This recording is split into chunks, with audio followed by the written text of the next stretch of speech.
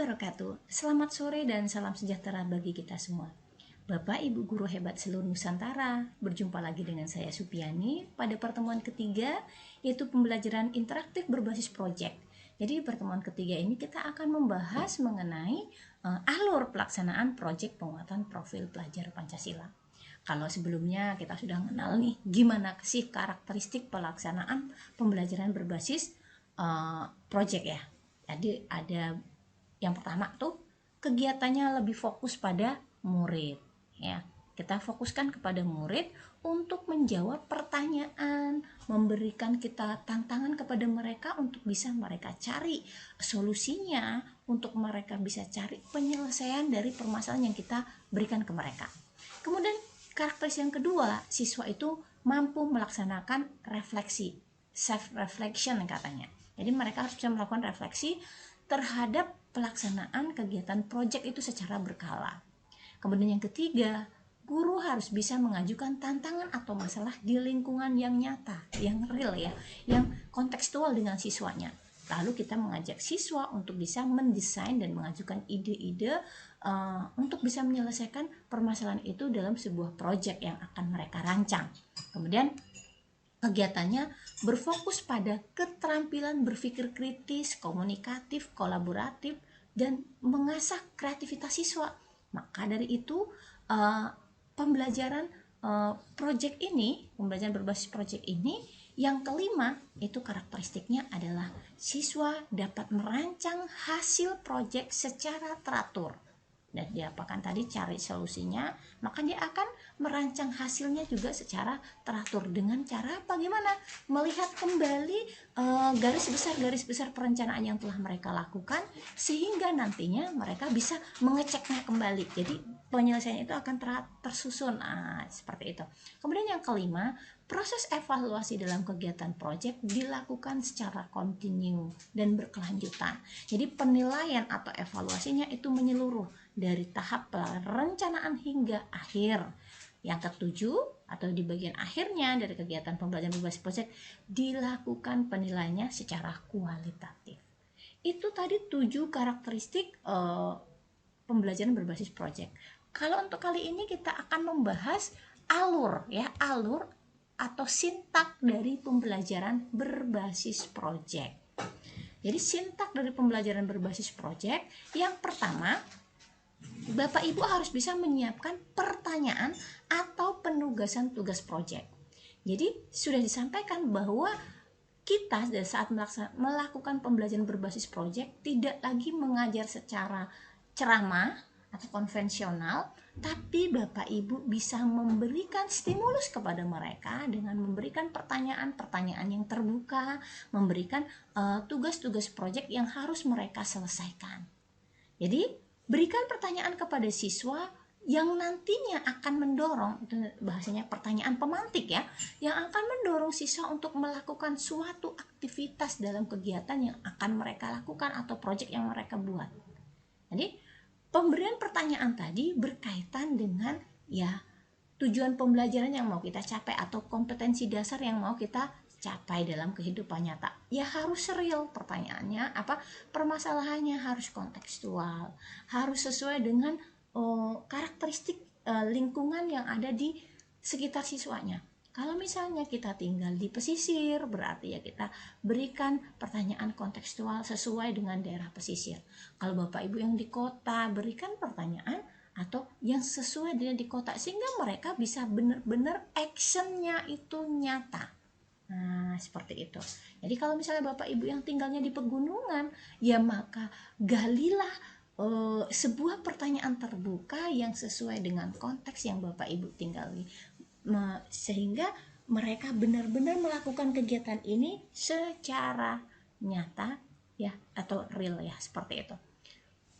Oke, bagian yang kedua, alur yang kedua itu adalah Bapak Ibu harus mendesain perencanaan untuk proyek.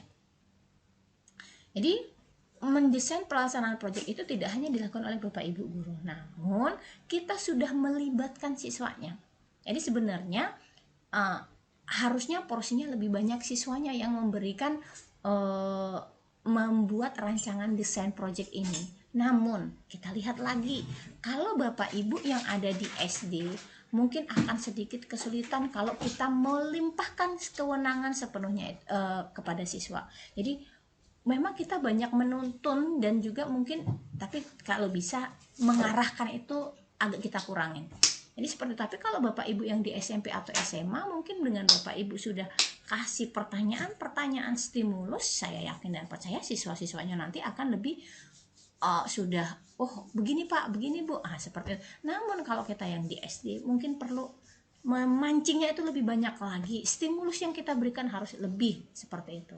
Jadi memang bagian perencanaan ini harus Bapak Ibu lakukan secara kolaboratif antara Bapak Ibu dengan siswanya, sehingga mereka benar-benar merasa, oh ini proyek saya loh. Nah seperti ini, memang saya masih dibantu sama ibu guru, sama bapak guru, tapi ini memang gawenya saya, maka dia akan bekerja secara maksimal. Jadi seperti itu.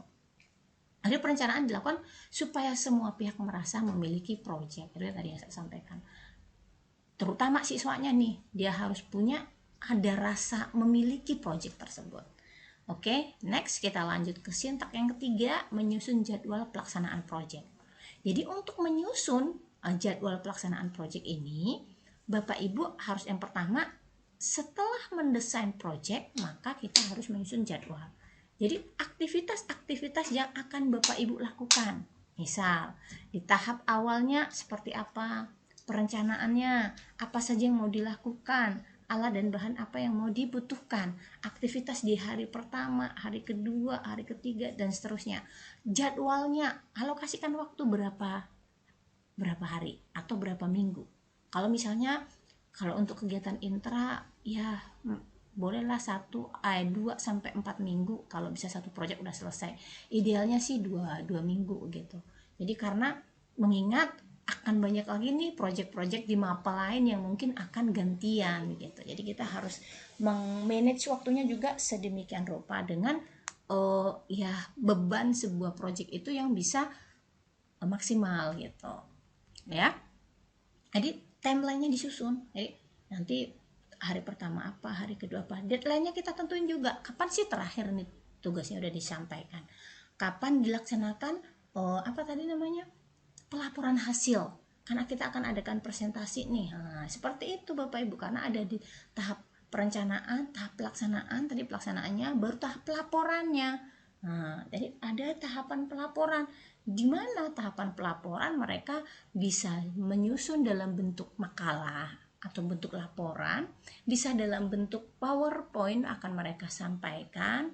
Kalau bisa kedua-duanya, ada laporannya, ada PowerPoint-nya, karena nanti mereka akan melakukan presentasi.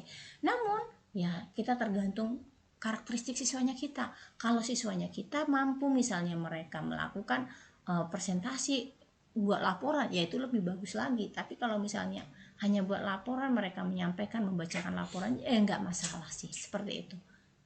Kemudian, merancang pemecahan masalahnya seperti apa. Jadi nanti setelah udah ada presentasi, nanti kan akan ada nih sesi diskusi. Pastinya ada yang menyampaikan, ada yang akan berkomentar, kemudian nanti kita membimbing siswa untuk membandingkan mana sih penyelesaian yang paling tepat yang sudah mereka lakukan. Kemudian Bapak Ibu guru harus bisa membimbing peserta didik untuk membuat hal-hal yang kurang berhubungan dengan proyek itu bisa kita arahkan, kita minimalisir seperti itu. Misalnya ada yang mereka lakukan tapi mungkin kurang sesuai dengan alur proyek yang kita buat, atau artinya mereka sedikit keluar dari relnya, makanya kita tarik lagi, luruskan lagi mereka ke arah yang benar, seperti itu. Kemudian siswa kita diminta memberikan penjelasan tadi kalau misalnya mereka kenapa pilih jalan ini, mereka akan kita minta penjelasannya. Mungkin ada alasan-alasan tertentu yang mungkin menurut kita kurang pas, tapi mungkin menurut mereka itu yang benernya, seperti itu. Jadi kita harus bisa lebih menghargai, karena memang proyek ini, dengan pembelajaran berbasis proyek ini, kreativitas siswa lebih demokratis gitu. Jadi kita harus bisa lebih menghargai mereka gitu. Kalaupun mungkin menurut kita mereka ada sedikit miss atau ada yang kurang, ada yang terlewati, atau apa yang mereka lakukan itu kayaknya nggak tepat, tapi kita juga mengarahkan mereka untuk bergeser arah, itu kita juga harus menanyakan dengan mereka. Jadi nanti alasan mereka itu seperti apa, kita sampaikan seperti apa. Jadi nanti kita diskusiin, oh iya ya, oh kalau ini nanti seperti ini, nak seperti ini, kita tanyakan. Jadi nanti kita klarifikasi. Jadi setelah itu baru, jadi menurutmu arahnya kemana, ya seperti itu. Jadi tidak, ya kalaupun kita mengatakan mereka kurang tepat, kita juga harus bisa memberikan alasannya. Jadi dan kita juga harus mendengarkan apa alasan mereka melakukan itu. Oke, itu yang sekarang. Sintak yang selanjutnya adalah memonitor siswa dan progres dari proyeknya. Jadi Bapak Ibu, kita memang mengarahkan mereka belajar dan bekerja secara mandiri. Namun bukan berarti kita melepas semuanya. Kita harus tetap mengkontrol. Fungsi kita sebagai guru adalah sebagai motivator, kita sebagai fasilitator, dan juga harus bisa memonitor, ya, memonitor mereka, proyek mereka, apalagi yang yang SD masih harus kita lihat benar-benar tahap demi tahapnya seperti apa. Ya, kita harus beri, kalau pas mereka memang betul-betul bantuan, ya kita berikan bantuan kepada mereka. Jadi memonitor aktivitas mereka itu sangat penting. Sehingga seperti tadi, jika ada pelaksanaan yang memang mungkin kurang tepat, segera kita bisa meluruskan kembali tadi, ya prosesnya seperti yang saya sampaikan tadi. Tanya mereka alasan mereka pilih itu, kemudian kita berikan penjelasan menurut kita seperti apa, baru kita tanyakan lagi, apa sih kira-kira menurutmu bagus seperti ini atau bagus yang menurut ibu ini, baru dia yang akan memutuskan sendiri jalan yang mana yang menurut mereka lebih baik. Yang namanya kita orang dewasa membimbing anak berarti bisa jadi jalan pikiran kita mungkin tidak sama, tapi bisa jadi mungkin ide kita bagus karena kita sudah pernah lebih pengalaman terlebih dahulu, tapi bisa jadi mungkin ide dari mereka juga tidak kalah pentingnya untuk bisa kita kita pertimbangkan. Jadi seperti itu. Oke. Dan yang sintak yang selanjutnya itu adalah menguji hasil. Jadi setelah pelaksanaan proyek itu dilakukan, maka harus ada namanya pengujian hasil yang dilakukan oleh siswa, ya, yang bisa kita lakukan dengan tadi yang saya sampaikan. Boleh menggunakan presentasi, boleh menyajikannya dalam bentuk laporan, dan kita guru, ya, sebagai pengajar bisa mengukur ketercapaian kompetensi peserta didik di tahapan ini. Jadi kita bisa melihat nih, oh bagaimana, apakah siswa tadi benar-benar menguasai apa yang kita inginkan, apakah tujuan pembelajaran yang kita targetkan sudah tercapai atau belum.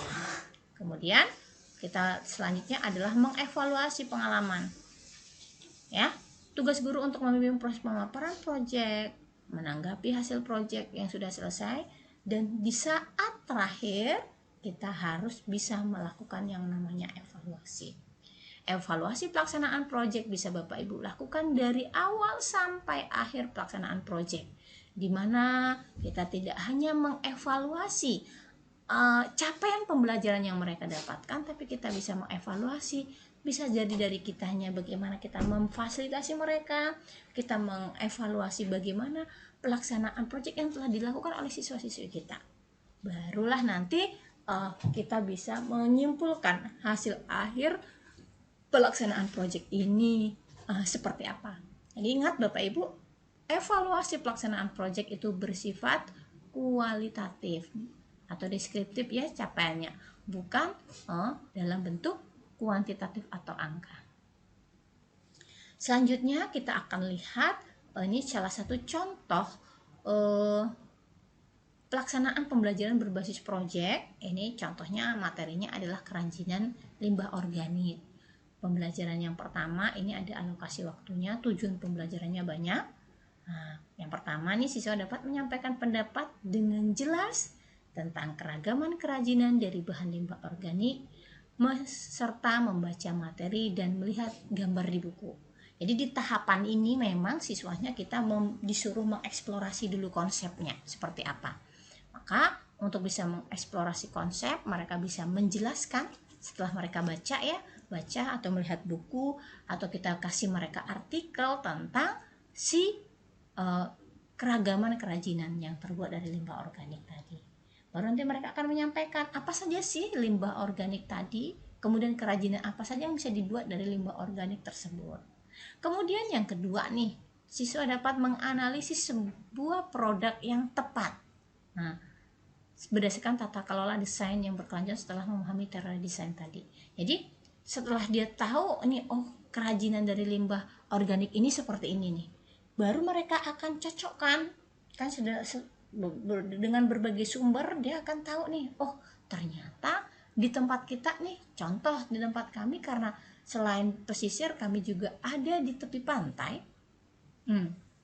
Maka tadi ya namanya pesisir tepi pantai ya, jadi mungkin banyak sekali kulit kerang ya, kulit kerang yang bisa dijadikan sebuah kerajinan. Nah, di sanalah mereka akan mengeksplorasi. Setelah tadi mereka mengeksplorasi pemahaman tentang kerajinan dari bahan organik, ya salah satunya tadi mereka tahu nih, oh ternyata di tempat kita nih banyak nih limbah kulit kerang yang bisa dimanfaatkan untuk jadi sebuah kerajinan. Mereka bisa membedakan nih mana yang organik dan anorganik, dan seperti itu. Setelah mereka tahu, mempelajari juga desainnya seperti apa nih, kerajinannya dibuat seperti apa, maka mereka harus baca dahulu gitu. Kemudian siswa dapat mempresentasikan dengan jelas laporan hasil observasi. Laporan hasil observasinya juga harus disampaikan. Jadi setelah mereka menyimpulkan bahwa kerajinan dari limbah ini bisa berupa ini, kemudian dia akan bisa memilih tadi kan, memilih, oh ini saya dapat pilihannya seperti ini, maka disampaikan, oh saya nanti mau buat kerajinan dari kulit kerang Bu, berupa misalnya boneka, atau bisa juga dengan untuk tempat tisu Ibu, atau bisa dengan horden. Jadi setelah mereka menyampaikan apa yang mau mereka lakukan, maka mereka bisa mungkin berkunjung ke tempat sentra kerajinan. Mereka akan belajar bagaimana cara membuatnya yang baik supaya bisa kelihatan indah. Otomatis kalau hanya membaca mungkin kurang, tapi maka kita datangkan mereka ke sentra, atau bisa jadi kalau memang semuanya satu kelas, bisa kita datangkan mungkin juga narasumbernya ke kelas kita. Tapi kalau memang tempat untuk mengunjungi sentra kerajinan itu masih terjangkau, lebih baik siswanya yang datang ke tempat tersebut, karena akan lebih pengalaman itu didapatkan di tempatnya itu akan lebih mengena. Tapi kalau misalnya agak jauh, daripada kita memobilisasi siswa yang lebih banyak, lebih baik misalnya lebih mudah lagi kalau kita mendatangkan narasumbernya, ya kenapa tidak, nggak apa-apa, boleh saja Bapak Ibu sampaikan seperti itu, undang narasumbernya ke dalam untuk pembuatan ini. Jadi mereka akan bisa mempraktekkannya langsung. Kemudian siswa dapat membuat dan menyajikan dengan menarik produk limbahnya tadi. Setelah dapat misalnya berkunjung atau kita datangkan narasumber, mereka kan tentunya akan praktek nih. Nah, praktek pembuatan kerajinan dari limbah kulit kerang tadi, seperti itu. Kemudian selanjutnya setelah mempelajari produknya, siswa mendiskusikan jenis bahan limbah dan karakteristiknya seperti apa, dan memperhatikan langkah-langkah pembuatan, dan siswa membuat karya terakhir. Itu seperti itu. Itu tujuan pembelajaran pelaksanaan proyek ini. Misalnya contohnya tadi saya buat adalah kerajinan dari kulit kerang. Jadi boleh saja. Jadi Bu, jangan nanti Bapak Ibu timbul pertanyaan, apakah semua proyek itu harus ada produk akhirnya? Jawabannya tidak Bapak Ibu. Seperti kemarin saya sudah sampaikan, itu adalah proyek untuk pelajaran matematika untuk jual beli, sudah saya sampaikan proses pelaksanaan jual beli. Jadi mereka memahami konsep jual beli dan bisa memahami apa saja sih faktor-faktor yang mempengaruhi keuntungan dan kerugian. Kalau ini kita memang ya untuk kerajinan, contohnya tadi ya ada produk hasilnya, produk akhirnya yang dihasilkan. Jadi seperti itu. Baru kalau untuk sistem penilaiannya, jadi seperti yang sudah disampaikan tadi, jadi penilaian proyek itu merupakan pelaksanaan di paling akhir atau tahap penyelesaian lah, seperti itu ya. Jadi kita bisa memberikan tugasnya tadi sebagai bentuk sebuah tagihan, jadi seperti itu. Jadi penilaian atau dari project ini kita gunakan untuk mengetahui pemahaman, kemampuan mengaplikasi, kemampuan menyelidiki, dan kemampuan menginformasi. Karena dari pelaksanaan project tadi kan kita sudah mengarahkan mereka untuk bisa memahami sebuah konsep ya, kemudian bagaimana dengan konsep tersebut mereka aplikasikan. Nah, jadi dan juga mereka bisa menyelidiki kira-kira nih apa sih yang bisa yang cocoknya, kerajinan apa yang ada di tempat kita yang lebih cocok seperti itu. Dan mereka juga bisa menyelidiki yang bisa buat kerajinan dengan bahan yang murah tentunya. Jadi kita memang harus bisa mengarahkan siswa yang seperti lebih lagi jika ada bahan-bahan alam yang memang benar-benar melimpah, itu yang bisa artinya kita bisa membangkitkan lagi potensi-potensi daerah yang ada. Kemudian mereka bisa menginformasikan setelah mereka bisa tahu, oh diselidikinya ini kekayaan alam kita yang melimpah belum terolah, ini kita olah. Mereka bisa menginformasikan, bisa menyampaikan gagasan-gagasan mereka seperti itu. Jadi benar-benar penilaian project ini kompleks ya, ada pemahaman, kemampuan mengaplikasinya, semua dapat gitu. Jadi 3 hal yang harus Bapak Ibu pertimbangkan dalam pelaksanaan penilaian project, yaitu adalah kemampuan pengelolaan. Jadi untuk memanage bagaimana project ini bisa berjalan dengan baik, dari kemampuan mereka memilih topik, mencari informasi, dan pengelolaan waktu itu yang harus di kemampuan pengelolaan tadi. Kemudian relevansi project ini dengan mata pelajaran atau kesesuaian project ini dengan mata pelajaran yang kita ajarkan atau tema yang sedang kita ajarkan. Jadi dengan mempertimbangkan pengetahuan, pemahaman, dan keterampilan untuk pembelajaran. Kemudian keaslian Bapak Ibu, jangan sampai nanti project yang mereka lakukan hanya udah deh kita karang aja. Misalnya kalau yang seperti kemarin simulasi jual beli tadi, mungkin udahlah kita tanya aja apa gini-gini, itu tidak, tapi kita harus bisa menguji mereka, melihat bentuk keasliannya. Jangan hanya itu plagiat atau mereka malas melaksanakan, dia mereka hanya karang-karang saja. Dan kemudian kalau yang bentuk-bentuk hasil produk, kita harus jeli ya Bapak Ibu, apakah memang itu hasil karya mereka atau mereka jangan-jangan malah membelinya atau meminta orang lain untuk membuatnya. Jadi seperti itu. Oke, jadi kita sebagai guru bisa mempertimbangkan ya, bisa melihat proyek itu asli atau tidak. Jadi kita di sini juga harus bisa, makanya untuk melihat keaslian ini Bapak Ibu pastinya dituntut untuk bisa berkontribusi ya, berterlibat dalam pelaksanaan proyek. Jadi yang pemantauan tadi, jadi kalau step by stepnya, tahapan demi tahapannya tadi teramati oleh Bapak Ibu, maka insya Allah untuk keaslian bisa terjaga seperti itu. Oke, baik Bapak Ibu, itu saja sih yang kita pelajari dalam pertemuan kita sore ini tentang alur pembelajaran berbasis proyek. Mudah-mudahan bisa dipahami. Kemudian nanti kalau misalnya masih ada pertanyaan, silahkan Bapak Ibu sampaikan di dalam grup diskusi.